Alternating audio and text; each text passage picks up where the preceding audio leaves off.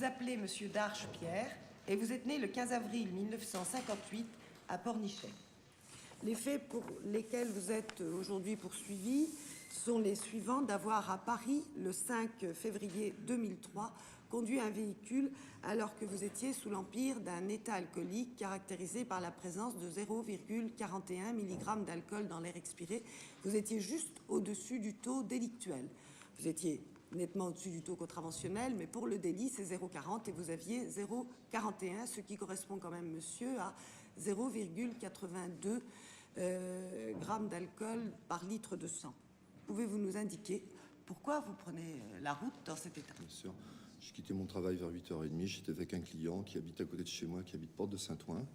Je travaille rue de Rome. Je l'ai accompagné Porte de Saint-Ouen. On a pris un apéro, c'est vrai. Je ne peux pas nier les faits, je les ai pas niés. Et j'habite à 2 portes. J'ai traversé, en fait, Saint-Ouen, traversé le périph' par la porte de Bervilliers. À la prochaine porte, c'est la porte de Pantin où j'habite. Je ne prenais pas la route, je rentrais chez moi. Bon, je reconnais totalement les faits, simplement.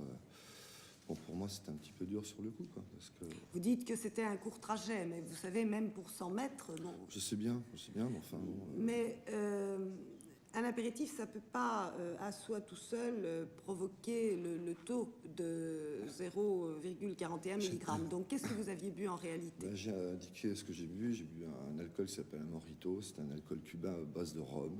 C'était bien servi. 40 degrés. Ben, c'est très fort. Et puis j'étais à jeun, c'est vrai, j'ai fini tard. Je rentrais chez moi. Bon, j'aurais pas dû, quoi. Je me suis pas rendu compte j'ai vu que c'était un grand verre, je dois le dire. J'en ai bu qu'un. On m'a proposé un deuxième, j'ai refusé parce que je pensais que c'était déjà pas vraiment mal. bien, Il était bien rempli. Il était très bon, sur le moment. Sur les faits, ça paraît simple. Vous avez votre permis de conduire depuis combien d'années? Depuis 1977. Et le préfet vous l'a suspendu à la suite de cette affaire pendant combien de temps? Ben, a priori, je pense que c'est 6 mois, quoi, je crois. Quelles sont vos ressources mensuelles? Je gagne 15 000 francs par mois, ça fait 1 500, 1 800, je sais plus. Vous n'avez donc jamais eu d'ennui avec la justice? Non, du tout. Sur les faits, sur la personnalité, monsieur le procureur, des questions? Pas de question, madame. La défense, vous avez quelque chose à ajouter? Non, je demande un petit peu de clémence parce que bon, je suis en délit, j'ai reconnu mon erreur. Bon, pour moi, c'était, je vous dis, c'était un lourd handicap. Voilà, je demande un peu de clémence et peut-être un aménagement de mon permis, si possible. Oui, ça, je crois que j'avais un peu deviné, oui. Asseyez-vous. Monsieur le procureur, vos réquisitions.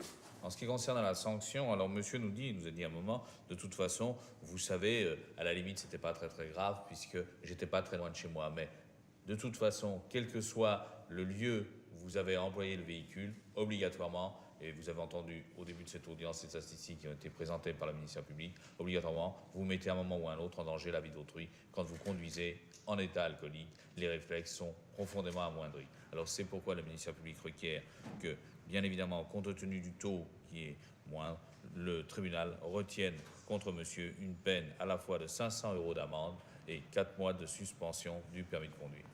Merci, monsieur le procureur. Monsieur, levez-vous. Avez-vous quelque chose à ajouter? Non, j'ai rien à ajouter. Très bien. Alors, vous vous retirez dans la salle ou à proximité. La décision va être rendue tout à l'heure après la suspension d'audience. Affaire suivante. Affaire numéro 2, monsieur Pavol Michel et la victime, madame Darane Josette.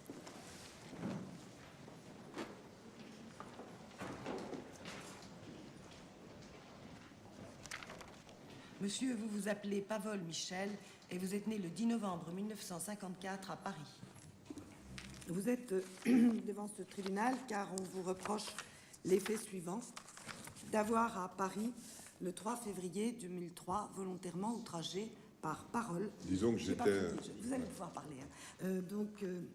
Mesdames Darane et Perry, qui étaient chargées d'une mission de service public à l'occasion de l'exercice de leurs fonctions en leur disant « salope ». Voilà. Mais maintenant que j'ai résumé ce qui vous était reproché, le tribunal vous écoute. Alors donc ça se passe dans la rue de Rivoli, où qui est un endroit complètement impossible pour travailler, vu que dans nos professions, moi je suis artisan du bâtiment, et j'avais en charge un chantier dans cette rue, qui est juste en face de l'hôtel de ville, où il y a beaucoup de circulation et aucun endroit pour stationner. Donc je m'étais mis entre la voie de bus et la voie de circulation, je m'étais mis à cheval, Et je faisais des allers-retours pour charger et décharger des sacs de gravats. Juste au moment où j'allais m'en aller, pour le dernier voyage, je suis descendu, il y avait les dames qui étaient en train de... Aujourd'hui, vous dites les dames. Tout à fait. Oui. C'est pas du tout pareil. Il y avait ces dames qui étaient en train de me verbaliser. J'ai essayé de négocier, mais il n'y a eu aucun dialogue possible. Et donc, le mot est sorti de ma bouche. Voilà.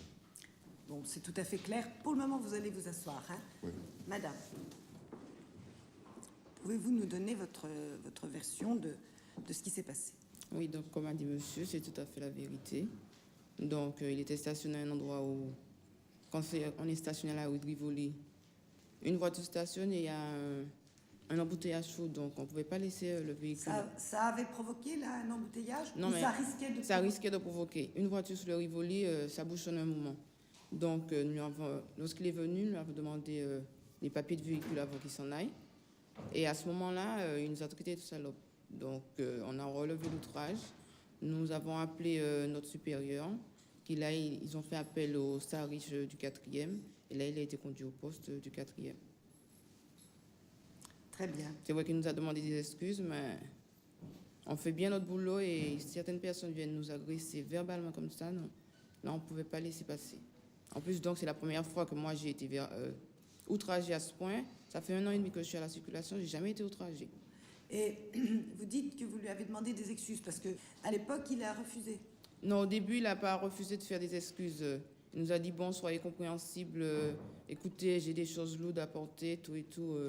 Et c'est après avoir fait que j'ai entendu qu'il a dit salope, que je lui ai demandé de répéter ce qu'il a dit. Il n'a pas voulu répéter, il a dit qu'il n'avait rien dit. Et c'est par la suite, lorsqu'on a appelé notre chef de secteur, qu'il a voulu faire des excuses. J'ai accepté les excuses, mais nous avons continué Néanmoins, relever l'infraction. L'infraction, voilà, tout à fait. Très bien. Vous vous constituez partie civile. Oui, tout à fait. Vous demandez des dommages et intérêts. Combien? 200 €. Bien. Alors, vous vous retirez tous les deux dans la salle. La décision va être rendue tout à l'heure. Rapidement, d'ailleurs. Affaire suivante. On n'en a plus. L'audience est suspendue.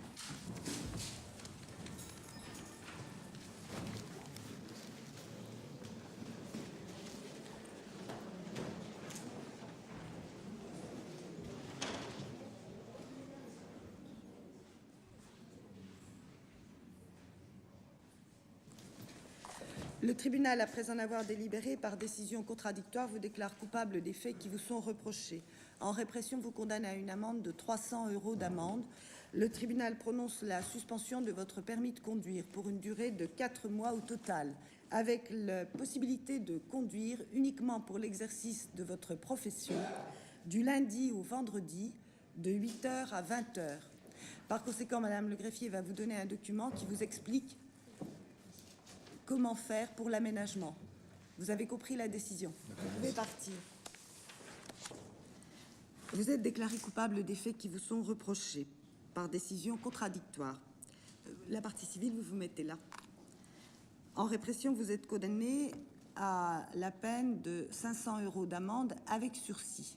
C'est une décision très bienveillante. C'est vraiment parce que c'est la première fois, parce que vous avez présenté des excuses, parce que vous avez eu l'attitude que vous avez eue. Cela veut dire néanmoins que cette condamnation, elle est sur le casier judiciaire. Et que si vous commettez une nouvelle infraction, vous devrez payer ces 500 € d'amende, plus la peine relative au nouveau délit. Donc, elle existe, hein, et vous devez en tenir compte. La partie civile, Madame Daran, est reçue en sa constitution, et vous êtes condamné, monsieur, à payer à la partie civile 200 € à titre de dommages et intérêts. Et mettez-vous d'accord peut-être avec la victime pour le paiement. Vous pouvez partir. Merci bien.